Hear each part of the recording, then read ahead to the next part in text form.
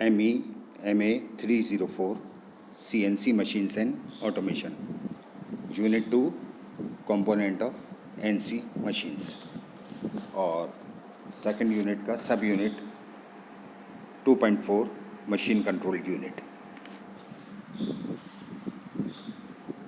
पिछले लेक्चर्स में हमने मशीन कंट्रोल यूनिट्स के बारे में हम पढ़ रहे हैं और प्रोग्राम रीडर्स हम डिस्कस कर रहे हैं। हम कार्ड रीडर्स, पंच टेप रीडर्स डिस्कस कर चुके हैं और पंच टेप रीडर में जो न्यूमेटिक टेप रीडर्स हैं वो आज हम पढ़ेंगे। तो आज का जो टॉपिक हम शुरू करेंगे वो करेंगे न्यूमेटिक टेप रीडर।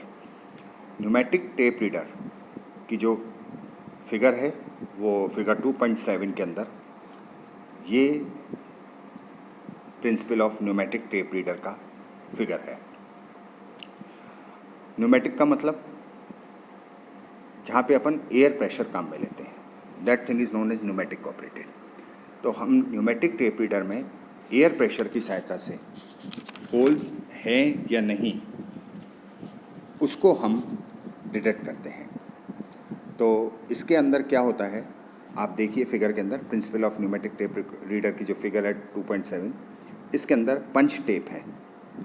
तो पंच टेप में जहाँ पे होल हुआ है वहाँ पे आपको टेप के अंदर वाइट जगह होल की दिख रही है और जहाँ होल पंच नहीं है उस टेप पे वहाँ पे ब्लैक लाइन दिख रही है। तो ब्लैक लाइन का मतलब वहाँ पे होल नहीं है और जहाँ पे वाइट लाइन है वो होल है। चूँकि एक टेप रीडर में 8 कॉलम होते हैं, आपने देखा है कि जब अपन देख रहे थे ISO या EIA न्यूमेरिकल कोडिंग सिस्टम, तो उसमें 8 कॉलम होते हैं। तो इसमें उन 8 कॉलम्स की तरह ही इसमें 8 सीरीज से एयर जेट्स लगी रहती हैं, यानी हर कॉलम के नीचे एक एयर जेट होती है। तो इसके अंदर क्या होता है, नीचे तो एयर जेट्स लगी रहती हैं 8, उसके ऊपर अपन पंच टेप लगाते हैं और उसके ऊपर टेप सपोर्ट प्लेट लगी रहती है। आप देख रहे हैं टेप सपोर्ट प्लेट, यानी कि वो इसलिए लगती है कि जब आप नीचे से एयर प्रेशर देंगे तो जहाँ पे होल है वहाँ से तो एयर उस होल में पास हो जाएगी, लेकिन जहाँ पे होल नहीं है, जहाँ पे ब्लैक पोर्शन है, तो वहाँ पे वो एयर प्रेशर से वो जो आपका टेप है, पेपर टेप है, वो उड़े नहीं। उसको संभाल के रखने के लिए ऊपर टेप सपोर्ट प्लेट लगी रहती है और उसके अंदर भी होल होते हैं। तो ये कंप्लीट हुआ है। अब आप देखिए यहाँ से अगर अपन देखें फिगर के अंदर एक जीरो पोजीशन है, यानी जहाँ पे होल नहीं है, ऑफ पोजीशन, जीरो पोजीशन।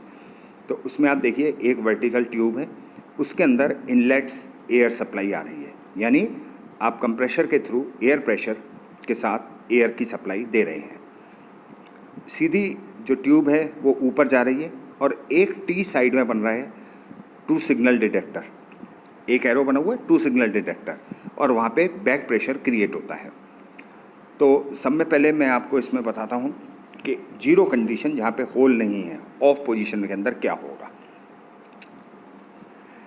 इस तरह की जो आप ये देख रहे हैं, इस तरह के 8 जेट्स लगे हुए होंगे।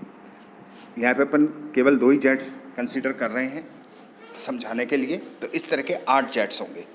अब पहली कंडीशन के अंदर अगर अपन देखें 8 जेट्स हैं, एक जो जेट है उसके ऊपर होल नहीं है, जहाँ पे अभी जो फिगर में जीरो पोजीशन दिखी हुई है। तो जब मैंने एयर सप्लाई दी, एयर प्रेशर के साथ एयर सप्लाई दी, वो एयर सप्लाई उस ट्यूब में जाएगी, वर्टिकल ट्यूब में। ऊपर जाके उसके ऊपर होल नहीं है पंच टेप में, तो वो ऊपर टकराएगी पंच टेप से और साइड में डिस्पर्स होगी या वहाँ पे बैक प्रेशर क्रिएट होगा, यानी ट्यूब में जो जेट है, एयर जेट है, उसके अंदर प्रेशर बढ़ जाएगा क्योंकि एयर पास नहीं हुई। वो प्रेशर को जो टी बन के जो बैक प्रेशर का जो एरो बना हुआ है वो सिग्नल डिटेक्टर उसको डिटेक्ट करेगा कि इस वक्त एयर प्रेशर एकदम बढ़ गया। एयर प्रेशर क्यों बढ़ा? क्योंकि ऊपर होल नहीं था पंच टेप में, तो एयर सीधी जेट में से पास नहीं हो पाई, वो ऊपर जाके उससे टकराई, जहाँ पे होल नहीं, पंच टेप पे जहाँ पे होल नहीं था उस पोर्शन से जाके टकराई। तो वहाँ पे उसका एयर प्रेशर बिल्डअप हुआ। जब एयर प्रेशर बिल्डअप हुआ तो जो टी बन रहा है उसमें बैक प्रेशर क्रिएट होगा और जिसको वहाँ पे जो सिग्नल डिटेक्टर है वो तुरंत डिटेक्ट करेगा कि इस वक्त बैक प्रेशर बन गया। तो बैक प्रेशर बनने का मतलब इस जगह पे होल नहीं है, यानी ऑफ पोजीशन है और ये जीरो बाइनरी इक्विवेलेंट है, यहाँ ये डिटेक्ट कर लेगा। अब वन पोजीशन इसके साइड वाली है, उस पर अपन आते हैं, वही एरो आ रहा है, वहाँ से input air supply I, pressurise air, वो वर्टिकल एयर जेट में चली, उस जगह उसके ऊपर जो पंच टेप है उसमें होल है, और टेबल जो टेप सपोर्ट प्लेट है उसमें भी होल है। तो वो जो एयर है वो उस पंच टेप के होल में से होती हुई और टेप सपोर्ट प्लेट के होल में से होती हुई सीधी ऊपर निकल जाएगी। तो जब वो एयर को कोई रेजिस्टेंस नहीं मिला, कहीं रुकावट नहीं मिली, तो एयर सीधी पास हो गई। तो आपका जो बैक प्रेशर, अब यहाँ पे कोई बैक प्रेशर क्रिएट नहीं हुआ। जब बैक प्रेशर क्रिएट नहीं हुआ तो सिग्नल डिटेक्टर को, जब बैक प्रेशर बना ही नहीं, यहाँ पे नो बैक प्रेशर है, सिग्नल डिटेक्टर डिटेक्ट ही नहीं करेगा। तो इसका मतलब जब एयर पास हो गई तो ये वन कंडीशन है, ऑन कंडीशन है, और बाइनरी इक्विवेलेंट वन है, मतलब यहाँ पे होल पंच्ड है। तो हमें केवल यही, इस सिस्टम के अंदर कार्ड रीडर्स में हमें केवल यही देखना होता है, महसूस करना होता है कि कहाँ पे होल है और कहाँ पे नहीं है। जहाँ पे होल है वो बाइनरी इक्विवेलेंट वन हो जाएगा, और जहाँ पे होल नहीं है वो बाइनरी इक्विवेलेंट जीरो होगा। और जीरो वन के अकॉर्डिंगली जो सिस्टम, जो सिग्नल जनरेट होगा मशीन टूल के लिए वो बन जाएगा। होल है तो वैसा, और होल नहीं है तो जीरो मानते हुए होल नहीं का वो डिटेक्ट कर लेगी। तो हमारा जितने भी एक कार्ड रीडर्स थे उनका काम यही है कि जहाँ पे होल है उसको देखना है और जहाँ होल नहीं है उसको महसूस करना है। तो ये सिस्टम होता है न्यूमेटिक, क्योंकि इसमें अपन एयर प्रेशर की सहायता से अपन होल को डिटेक्ट करते हैं। और इसके अंदर जो मैंने बताया टेप सपोर्ट प्लेट लगी हुई है, वो इसलिए लगी हुई है कि जब एयर आके टकराएगी और सपोज़ वहाँ पे होल नहीं है तो पंच टेप उड़ नहीं जाए, ब्लो नहीं कर जाए, उसको रोकने के लिए, कंप्रेस्ड एयर के प्रेशर से वो उड़े नहीं, उसको रोकने के लिए अपन टेबल सपोर्ट प्लेट लगाते हैं, और उसमें भी होल कटे हुए होते हैं, होल ड्रिल्ड होते हैं, जिससे कि अगर पंच टेप की कोई जगह ऐसी आ रही है कि जहाँ पे होल है तो वो एयर उसी होल से पास हो जाएगी। फिर आता है मैग्नेटिक टेप रीडर, यानी अपन ने इनपुट मीडिया में देखा था कि अपन फ्लॉपी डिस्क और मैग्नेटिक टेप की सहायता से भी पार्ट प्रोग्रामिंग को इनपुट देते हैं मशीन को। तो अगर मैंने मैग्नेटिक टेप या फ्लॉपी डिस्क में काम में ले रहा हूँ तो उसको कैसे रीड करेंगे, तो उसके लिए ये फिगर 2.8 दिया हुआ है। इसमें अंदर एक मैग्नेटिक हेड होता है, ये जो आप देख रहे हो एक फिगर जहाँ पे रीड राइट कॉइल्स लगी हुई हैं, ये मैग्नेटिक